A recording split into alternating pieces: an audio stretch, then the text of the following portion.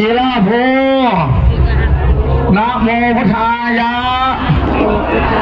อิติปิโสภะคะวะเลิกงามยามดีพุทธชัยศรีมหาเศรษฐีลาโภนะโมพุทธายะขอกราบที่มนต์พระสงฆ์ที่ได้ใช้กับคุณพระมหาครับผม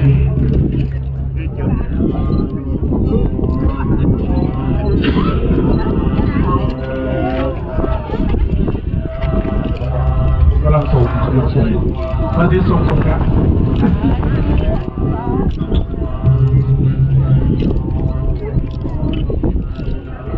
ท้องเขาเด็กท้องอยู่ใส่อ้าวมาแล้ว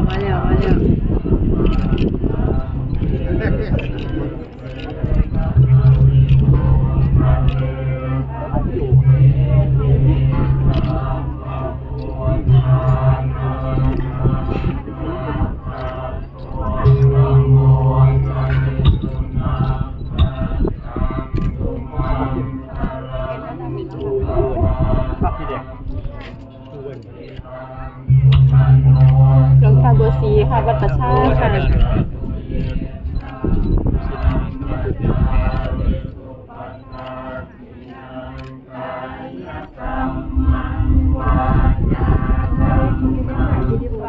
สาธุดังๆสาธุพร้อมกันสาธุอย่างไรว่าดังๆสาธุ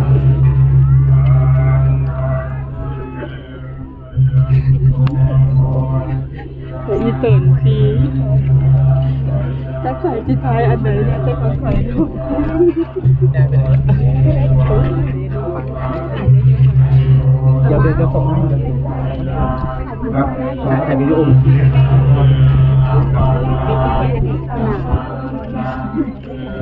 เอาอีกนะ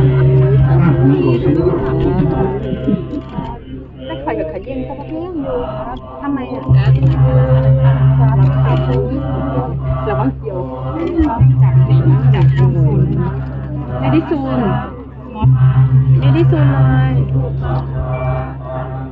ยบอกว่าท้อง4 นิ้วแล้วนะบังว่าเอามือลงนะครับอันนี้ก็คือพระเดชพระคุณพระธรรมวชิรวินิจที่ท่านได้ให้ไปขอพระบรมสารีริกธาตุสมเด็จพระสังฆสังวรสมเด็จพระสังฆราชนั่นแหละผู้เป็นบอกแล้วก็ไปขอก็ได้มาเลยจะมาสร้างเจดีย์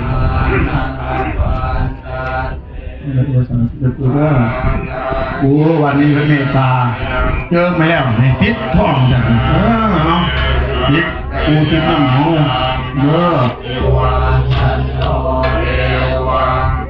วิลาแปลว่าหินเมื่อข้ามมุดว่าอยากเนาะ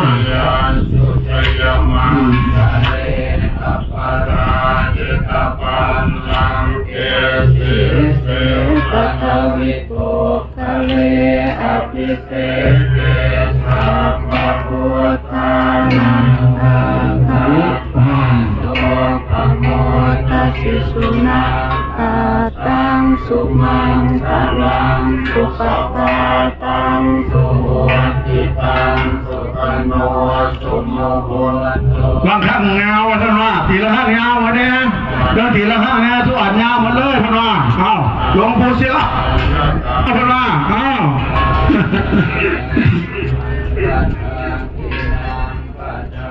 อันนี้เสาที่2เสาที่3ที่4เสาเอกกับเสาโทเสาเงี้ยงกันลองซองเลย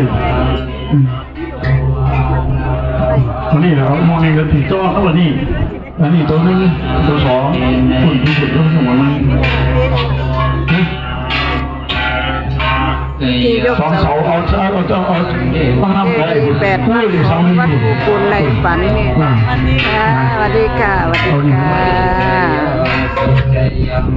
คือ8 วัดภูปูนไหลฝัน ปัทวิโภ ลองพูดอย่างนี้นั่นน่ะต้องเข้าเขียนพูดอย่างนี้บ้างนั่นนี่เดี๋ยวนี่เดี๋ยวนี่ละเอามา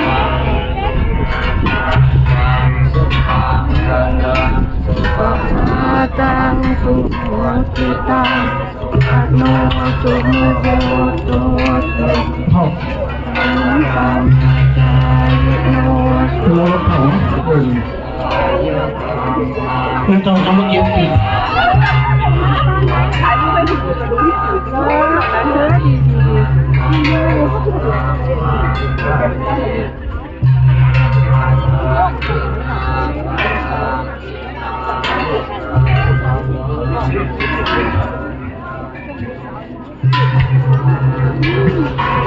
เอาครับว่างเลยตัวนี้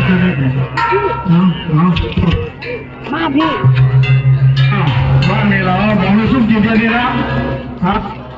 อยู่เลยสาธุทั้งหลาย สาธุ นั่งกันดีเลยนะ สาธุ ดัง สาธุ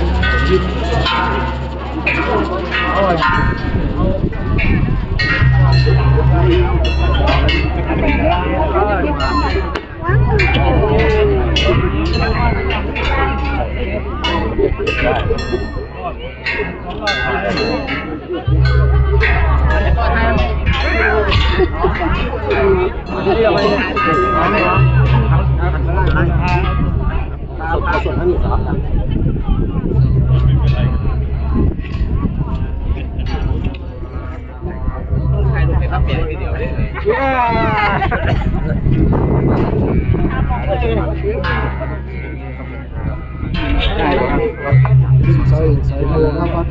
คุณนะครับดีมากเลย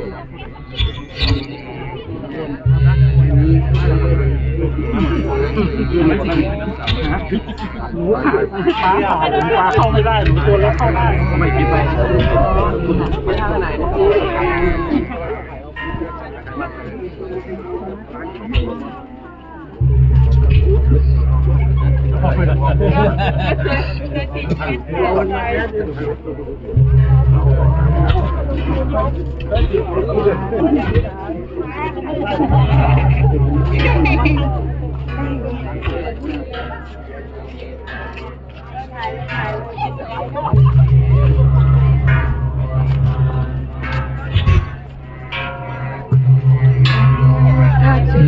ไหมส่งไหมแต่ที่สุดดูนะใช่เลยนะชัยโยชัยโยชัยโย